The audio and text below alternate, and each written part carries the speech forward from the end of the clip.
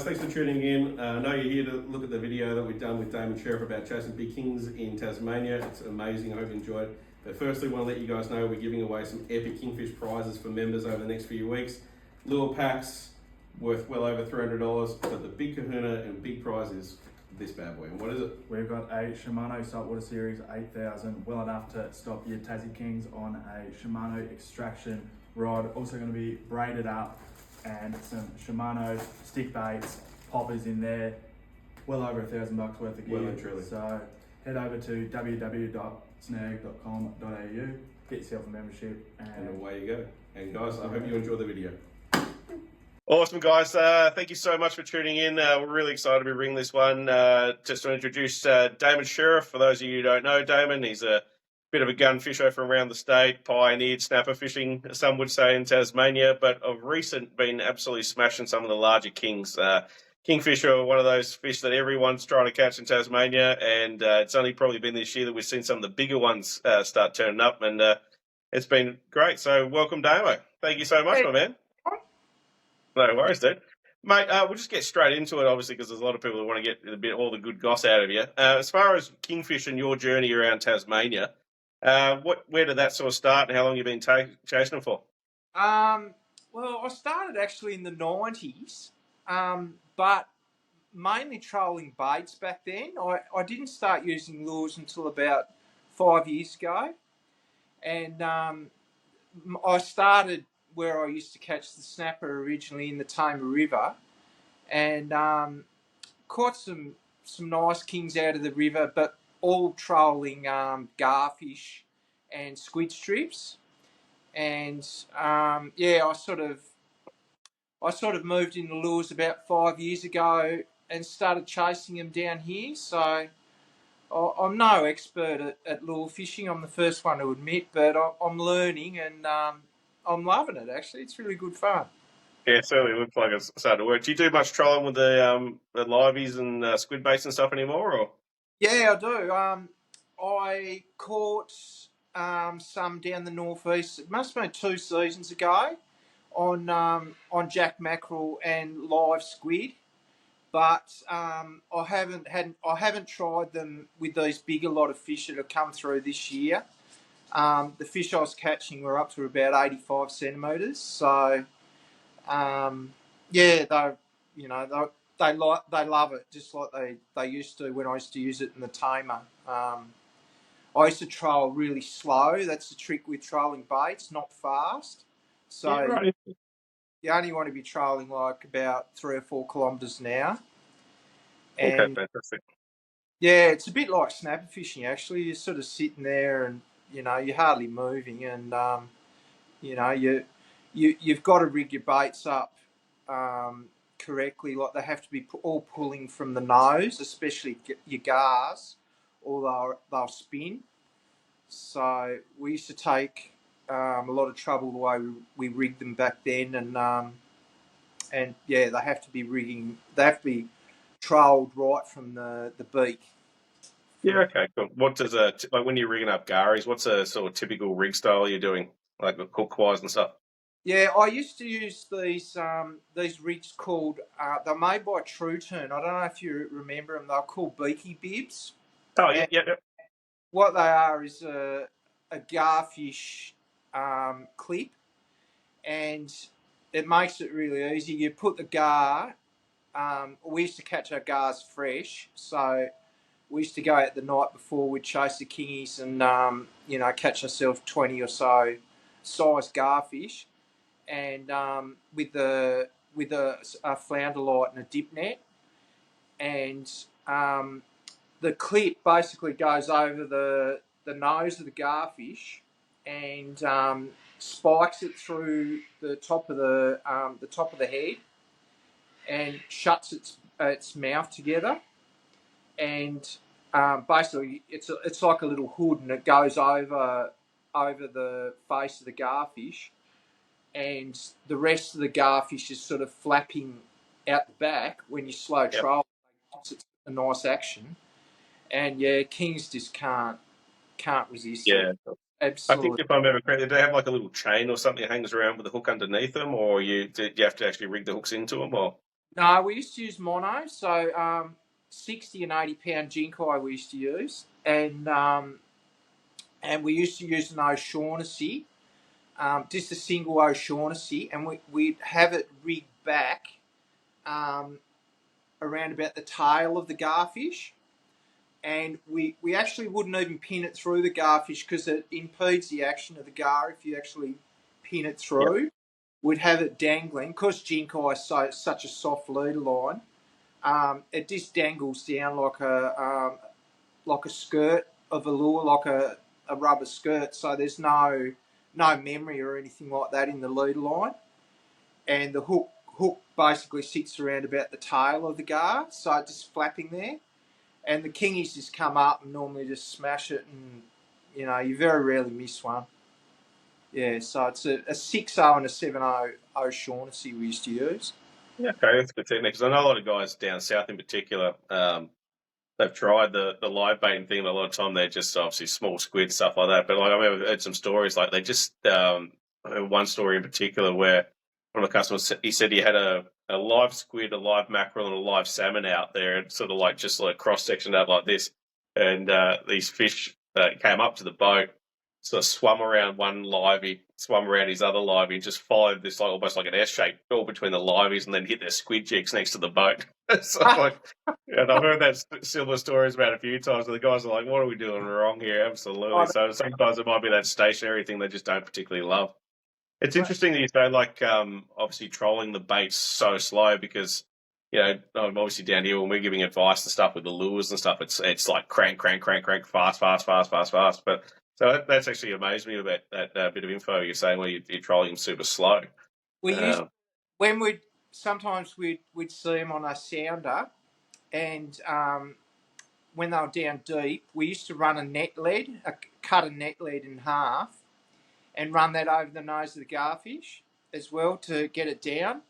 And we yeah, used to knock our boats out of gear when we'd see them on the sounder, and the baits would sink to the bottom, and it's amazing. It works so well. And when you think your baits are in the right area, you put your boat just bang back in gear really lightly. 9 times out of 10, they'd hit it when they're right down deep. yeah, right, interesting. Yeah, so it's nearly a crossover from trolling and bait fishing. But Yeah, it's bizarre. it works so well. And we used to run back then. We used to run squid strips on paravanes, and on a heavy rod, and that used to be absolutely deadly on them too. They just, it. I wouldn't say it outfishes lures. Like lures these days have come a long way from what they used to be back then. Because we're talking, 30 odd years ago, and really, the lures that were available back then were pretty ordinary. Like Yeah, Cotton Cordell was probably one of the biggest brands back then, and they used to make these chrome poppers, pencil poppers, and they're probably the most popular lure. But they still work today, poppers. So yeah. So yeah, it's a good technique to fish them. But I only managed to get out a couple of times last year chasing the kings, but managed to get them all get fish eat both times I went. So got lucky. I'm actually probably saying, well, they're all on poppers effectively. I got a few other ones on stick baits and stuff after the ones on poppers, but there's nothing like kingfish taking a popper. They just go uh, absolutely insane. And I it's guess not. they're not moving that fast, are they? So yeah, it's sort of funny. Like we always get so excited. I think because you jump on TikTok and YouTube, you see these guys chasing kingfish, and they're like one to their arms almost fall off. But I think obviously listening to that technique that you're talking about actually reminds me like a lot of guys down here will get decent sized jig heads as a technique. Some of my staff and some of my sponsored anglers have figured out just get a jig head, strip a squid, chuck it out the back of the boat, and then just keep casting. And they're saying that the kingfish are chasing the lures to the boat, and then they're like just refusing them like they do all the time and diving under the boat and going out the boat and just grabbing like a stationary jigger with a bit of squid on it. So I get it's all starting to make a bit more sense now. That's insane. Like kingfish, they're just hot and cold. Like as you probably know, it doesn't matter what bait you've got on, and it doesn't matter what lures you've got on. If they're not biting, they're very, very hard to get to take anything. And you know, even back then, like we used to have these jigs. We used to drop down to them, and honestly, they just, if they're not in the mood and they're not feeding, they're very, very hard to get to come on the chew. Every now and then, you know, you might razz one up by winding in a lure really, really quickly, but if they're not feeding, you know, you could sit there all Yeah, day, they're just not interested. Yeah, cast all day at them, and you know, they won't flinch. So, yeah. they're, I remember I was up at George's Bay fishing a few years back for him, and a couple of guys really wanted to get some kingfish. And anyway, we went out in their boat. And I said, "Yeah, come on, I'll show you how to do it." We thought, "Oh, we're not going to just troll around or go looking for them. We're just going to sit there and burley up and try and get them to come up to the boat." And yeah, a couple of my mates are at the back, and I was at the front of the boat with my other mate. I think it might have been Andrew Pender at the time, and these guys were sitting there at the back of the boat and feeding the burley trail, feeding the burley trail, feeding the burley trail, and they're fairly new to fishing. And I went to the back of the boat and I looked over. I said, "There's kingfish at the back of the boat, guys." And they're like, "What?" And I looked over and I said, "Oh, they've been there for like an hour."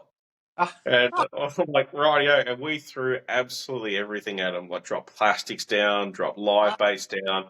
We're not interested, like to the point where they're almost bouncing off their backs. And it's even more frustrating when you can see them there. And then suddenly, like about an hour and a half later, it just bang, bang, bang, bang. We had a 4-way hookup, and they all grabbed different lures. And it's just like, what is it that turns them on that time to just go, all right, got to attack? And it's like maybe one of them just gets a little bit inquisitive and they grabs it, and the other ones all freak out and they start yeah, feeding, which I guess is like a lot of people often say when they catch one, get to the boat, keep it in the water, so the other ones it'll get fired up. Have you found that, or?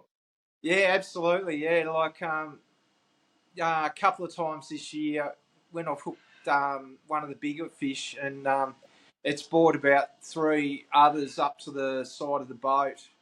But unfortunately, I was by myself both times this happened, and no way, I wasn't going to try and risk losing the fish I had on them. No, absolutely not. So, yeah, but 100% they do that for sure. Yeah, sure. So that probably segues into my next question a little bit. Obviously, like over the last few years, and like a lot of the fish we're catching down this way in particular are sort of those smaller rat kings, sort of 50, 60, 70 centimetre stuff, but we're starting to see fish well over a metre, and none more impressive than some of the ones you and a few other guys have been getting up north. How did you sort of transition from getting those rat kings or like into moving over into finding those bigger specimens?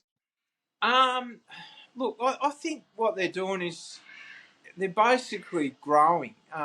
Like they've been absolutely smashed in the mainland, and I'm pretty sure those fish actually come from the mainland, and they come down with the warm water, like the tuna do, and the marlin and all that sort of stuff. So I think they're just growing every year because they grow really quickly. Like I've sort of studied a bit on that. I don't know if you guys follow it, that Project Kingfish page on Instagram. Yep.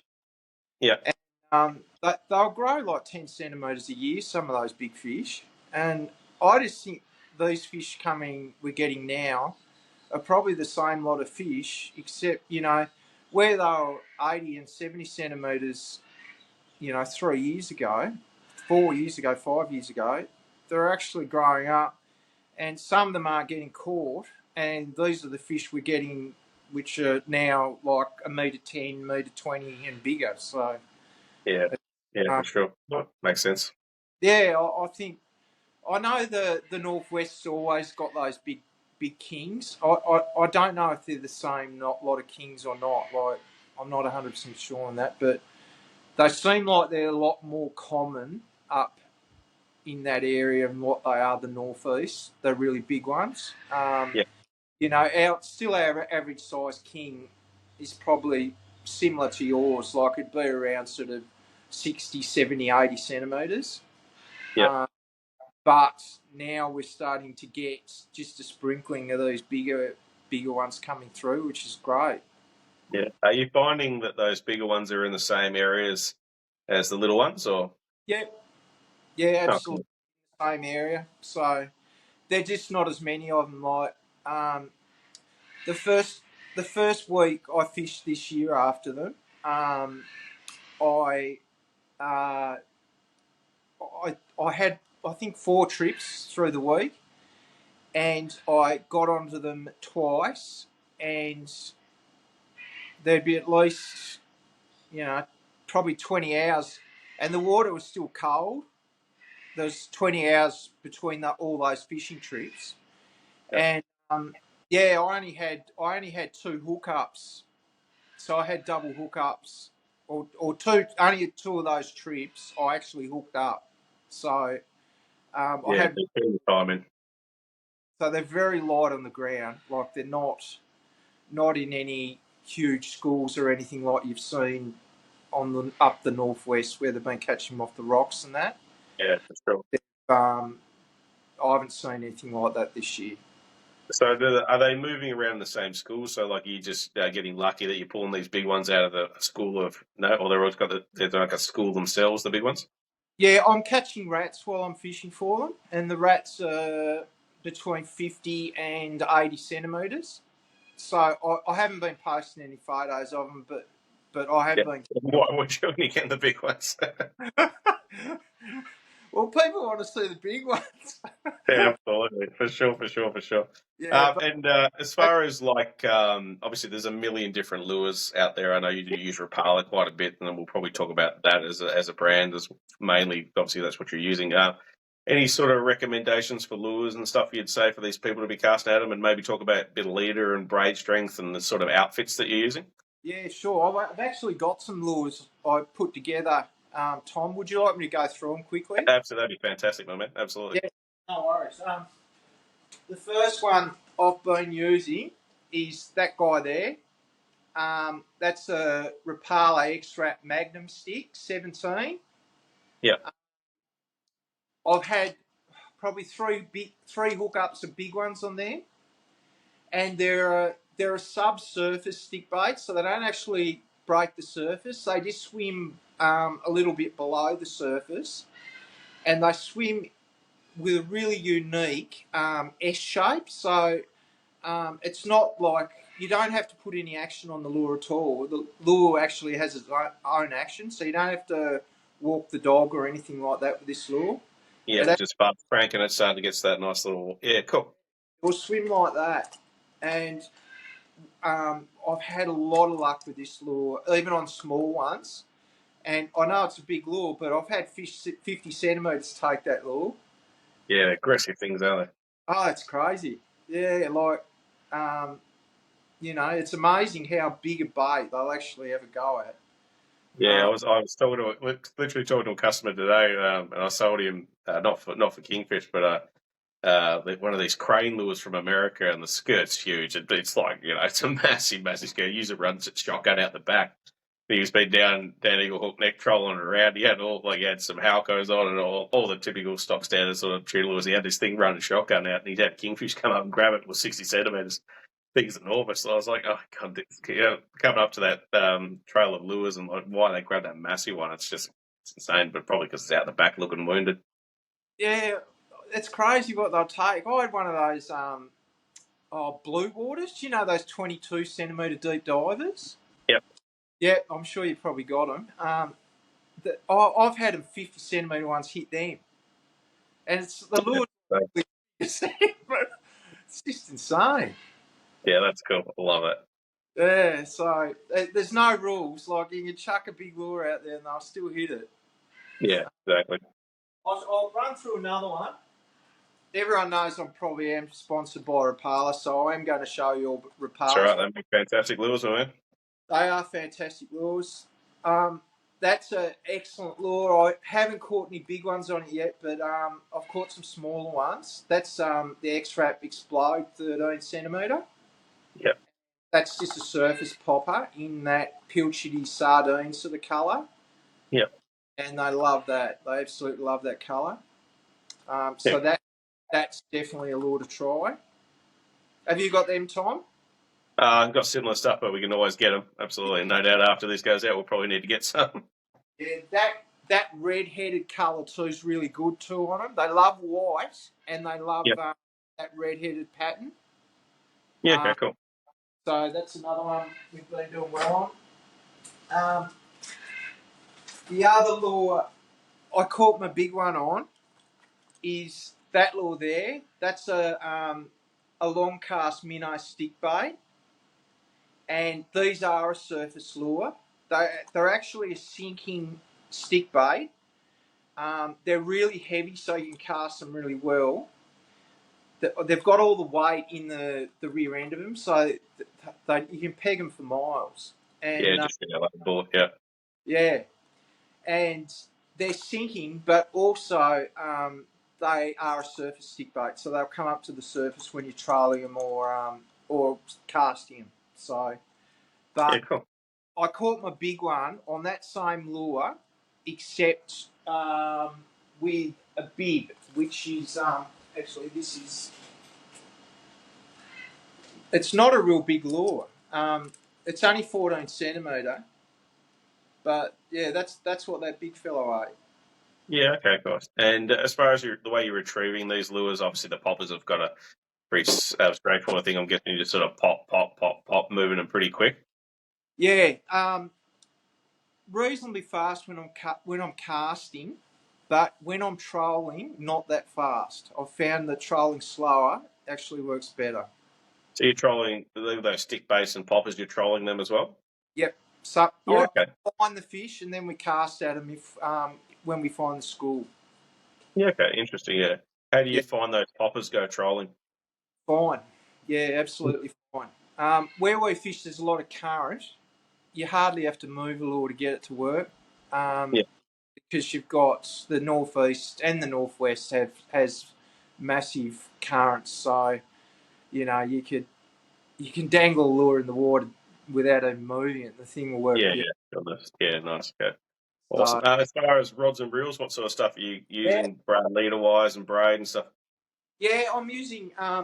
So everyone's probably familiar with that. I'm sure you've probably got one in the shop. Braiding. No, it's a Saragossa. Oh, there it goes. Oh, nice. Yeah, with 50-pound braid, Yeah. and the rods I've been using actually they're not made anymore. They're an older rod. They're a Wilson's live fibre, Yeah. 8-foot popping rod. This one's rated at 20 to 50, Yeah. but it's an absolute broomstick of a rod. I reckon it's probably a little bit. You can see the tip action of it. Yeah. It's a beast. It just Yeah. I caught a 30-kilo tuna on it the other day and just killed it. Yeah, nice. Yeah, I remember on they're a good stick, absolutely. It's just a beast of a rod. I love it. But yeah, and it's got heaps of like grunt. You can cast one of those big lures, no trouble at all with it. Yeah, what sort of fluorocarbon strength and stuff are you running? I don't use fluorocarbon. I still use Jinkai, but I use 80. Yeah, okay, yeah, so you're not messing around with them. Nah, No, like if you've got to handle them near the boat, I find the thicker leader better too. It doesn't cut in your hands or anything like that. So yeah, I've even used 100 on them, and they don't show. They're not leader shy at all. yeah. Yeah, it was funny. I remember a trip. It was last year. It was my first king trip for the season. And I was like, I need to get one because obviously, having owned a tangle shop yourself, you know how hard it is to get out of the shop every now and then. Yeah, So like, I really appreciate it when I get away for a weekend and we went up to Coles Bay. We were fishing for it, and my mates all had their 4,000 gear and stuff like that. And so did I. And I'm like, nah, my first one I'm casting out. It's not going to be light. And 80-pound braid on this thing, this massive 8,000 reel. This samurai rod, absolutely beast of a thing. And well, yeah, I hooked this fish on like my third cast, I think it was, and on a popper. And this poor fish, there was no chance of me getting away. It was about 60 centimeters, like just skull dragged the thing in. So, but like I had heavy leader. I can't remember. It was probably around 80-pound leader or something stupid like that. And it didn't matter. Like they still grabbed it. Now I have no doubt that obviously the lighter you go, probably the more you hook. But sometimes if they're fired up, it just doesn't seem to matter that much. nah, like um, snapper. They're the same. People say, oh, you got to use fluorocarbon for snapper. That's just. I've caught 2-pound snapper on like 80-pound leader, so Yeah, they don't care, not at yeah. all. For sure. They're looking at your bait, like not at your leader. So Absolutely. maybe trout and crystal, Clear water. Yeah. a brim in if you're polaroiding brim over the flats or something like that. That's where it would matter, but not out there when the lure's moving past and it's just a reaction thing. They've got to jump on it or leave it. So Yeah. Do you yeah. use plastics much at all? Yeah, I'll show you the plastics I use. So that's the 9-inch Steel Star slapstick. Yep. That's a really good lure. The red-headed one, once again, is really good, and the white one. They love white. Yeah, absolutely. Yeah, that's what we have a tendency to sell, mainly white ones. I had a few guys saying we sell a few. It's like a 7-inch one. It's absolutely different. It's like a pumpkin seed back with a bright chartreuse belly, and they seem to love that as well for whatever reason. But yeah, white seems to be the standout. Absolutely. Yeah, and they're very good. They're the crushed cities. Yep. In the jerk, and the white one's really good in that too. But that's like Yeah. a bait fish one. Yeah. But yeah, we found with the crushed cities and the and also the slapsticks that you it's well, they nearly always hit it. They don't hit it on the drop at all. Very, very rarely. It's nearly always when the actual lure's moving. Yeah. And we use a really heavy jig head. We use a 1.5 ounce and Yeah. 1 ounce jig head. And most of the time we just burn them. So you're just casting out and winding in flat out. And Yeah. we've actually done really, really well with them, believe it or not, trolling, chucking them Yeah. out while we're moving spots and just mucking around and cruising along trying to find another school. And they smash them on the top. Yeah. So, Okay. Interesting. Do you ever yeah, bother like rigging them up, stinger rigging them and stuff, putting hooks in the back, or? I was using those BKK ones with a little extra eye and Yeah. running some jink eye, 80-pound jink eye between O'Shaughnessy and running it near the tail of the. I wasn't actually pinning it in it. I was actually just running it. So it's Yeah, down. similar what you do like with your garfish and stuff like that. Yeah. Yeah, okay, cool. That's an interesting way to do it. Are you crimping? So I'll ask you so many questions because I'm sure everyone want to know. Are you just tying that jink eye on and just running the hook, or are you crimping, or?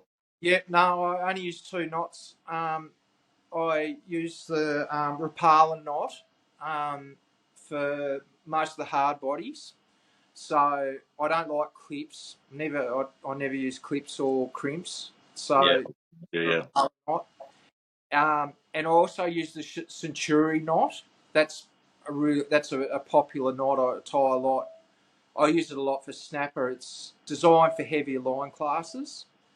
It's really, really easy to tie. It takes you like 2 seconds to tie a knot with it. So if it's all going off, you can just wham, get the lure straight back in the water, and you can tie a 100-pound line with it. So Yeah, okay. it's really good not to know with those heavier leaders. Yeah, And I do the FG knot, and also to connect the leader to the braid. And I also use the Bimini twist and the braid lead knot, which is it's an older knot. It's been around for a long time. The FG, that's it, not.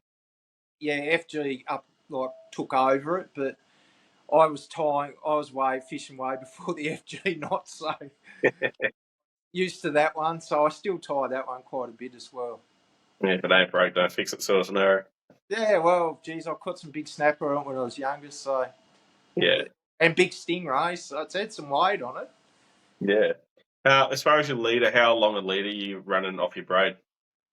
I run pretty long leader, so it's a wind-on leader. So I have the knot on the reel. So the jink eyes, so I'd be close to 9 foot. Yeah, because my rods are 8 foot, so they'd be roughly sort of 9 foot. Yeah. Maybe a bit longer actually, 10 foot. Yeah, absolutely. Well, I guess Yeah. that's the key. Is getting as far away from that braid as you possibly can, especially with a fish like kingfish that can be spooky at the best of times. Not when they're attacking, they're all over it. But if they're, you're just trying to wait for that bite to come on. Obviously, every little bit like that helps for sure. Yeah, and I find if you're using a rod too, like what I'm using at the moment, that rod is pretty stiff. You need some stretch. Like if you've got just a little short leader, um, what can happen, especially one of those big ones, because you're fighting them for such a long time, the hook can wear a hole in the mouth. Just the inertia of the drag going off. So when they start running, because they run so hard and so fast, and they can tear hooks out of their mouths pretty easy. So I found that like going a lot softer on them, not cranking in on them, because I lost a couple that first week with hooks pulling, and they were big fish. They were fish over 110, and I lost two of them because the hooks pulled on them, which I was a bit gutted about. Yeah, so I guess it's finding that happy place between you got to stop them before they reef you, but Yeah, also not pulling hooks at the same time. yeah. Are you pre-setting your drags on your gear? No, just by hand. Yeah, Yeah, I don't fish very heavy drags because the same thing. I'm a bit paranoid. Being using heavy drags for snappers a no, and yeah, shouldn't, especially with bigger ones. You should fight them gently, and after that first week of having those in December, losing those two big ones like that, it made me think maybe it's not a good idea to go too hard on them. And yeah, and after that, I played them pretty much like a big snapper. I was pretty lucky. They both swam. The two I landed both swam out to sea, and they were right away from any reef. And when I actually landed them, so I had like heaps of water underneath me. yeah. Yeah, so I like to fight them gently. I don't like going too hard on them. Yeah, I guess that's the thing. I mean, there's always people say, the harder you pull, the harder they pull. So, like sometimes backing off them, you just gently, slowly wear them out and sort of get them up to the boat for sure. Yeah, absolutely. Cool.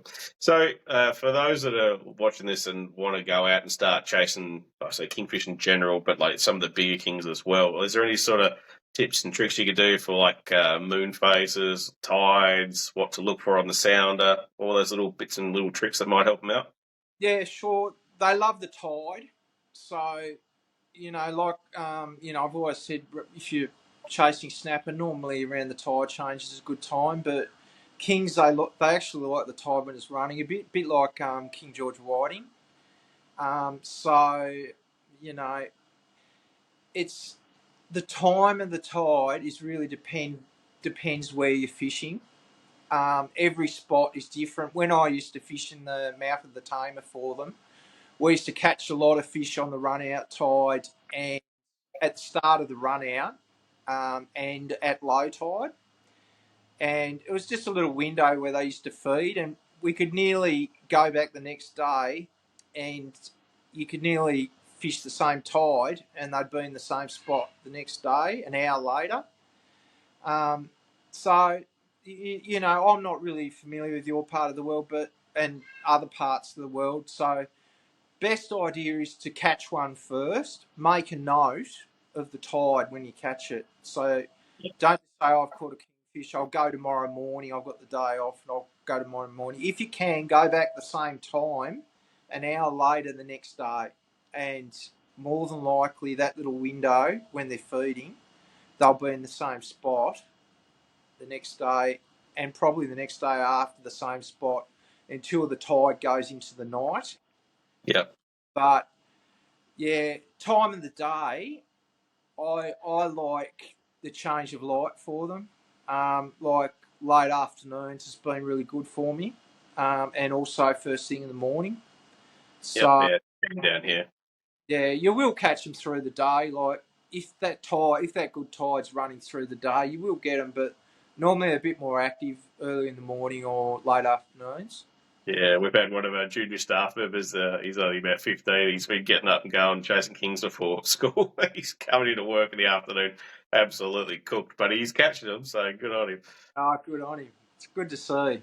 Absolutely need more of it. As far as what people are looking for, are you catching around reef structures? Are you picking stuff up in the sounder, or I've only got a little tinny. You probably know what sort of boat I've got. I've only got a 13-foot boat and with a 25 horse Yamaha on it.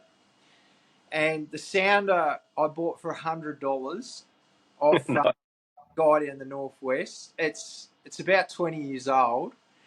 It's a Furuno, an old Furuno digital oh sounder. no, yeah, And geez, it's a good sounder. It's just so good, but it struggles a bit in the current. I can't figure out. It picks up a lot of disturbance, and I just can't seem to tune it in to get rid of all the disturbance on it. And where I'm fishing a lot is quite currenty, and I struggle seeing them on the sounder. If I'm, you know, in other areas, I'll see them. Like I've got a couple of other spots just out of Bridport here where I catch them, and I can see them quite clearly there. But around current, it really struggles. So I haven't seen any except except those smaller ones which are back towards Bridport. yeah, okay, cool. Yeah, but it does like where I snapper fish, I can see the snapper on the bottom and stuff like that. So Yeah, okay, cool. So yeah, so early mornings, late at nights, run yeah, out tide, and buy a sounder that works. yeah, I'm no expert, mate. I got to ask people about sounders. I just don't understand. I'm too old, I suppose. And That's all right. Well, I guess the thing is, you know the area, you know where you're fishing and stuff like that. That plays a big part in it as well. yeah, well, when I was a kid and that fishing in the tamer, we never had sounders. So, you just line that up with this up and go back the next day in the same tide and hope they're there again. So, Yeah, absolutely. yeah, Is there anything else you can sort of feel that you might sort of help people along, or anything you think you might have forgotten to share? I definitely say don't rule out baits because baits are really, really good. Lures, like the lures these days have come a long way and they look so realistic and you can see why they're working a lot better than what they used to be. But keep in mind like live baits, little yakkers and or jack mackerel and squid. Even one of those little kings will have a go at a decent sized calamari. So just keep your mind open. Don't be sort of stuck in the one lure or the one thing that you caught them on, because the next day they might not be eating that thing. So Yeah, absolutely, 100%. yeah, change it up. I love that. It's good advice, man. Look, dude, thank you so much for all that information. That's been absolutely fantastic, and I'm sure people are going to get a hell of a lot out of that. Oh, no worries. I hope I've helped someone. Absolutely, my man. Absolutely. When this finishes, I'll get you to hang around. I'm going to ask you some more secret questions about some of your spots. Awesome, man. All right, guys, that's us signing out for another night. I hope you guys got some really good information out of that, and we'll see you next time.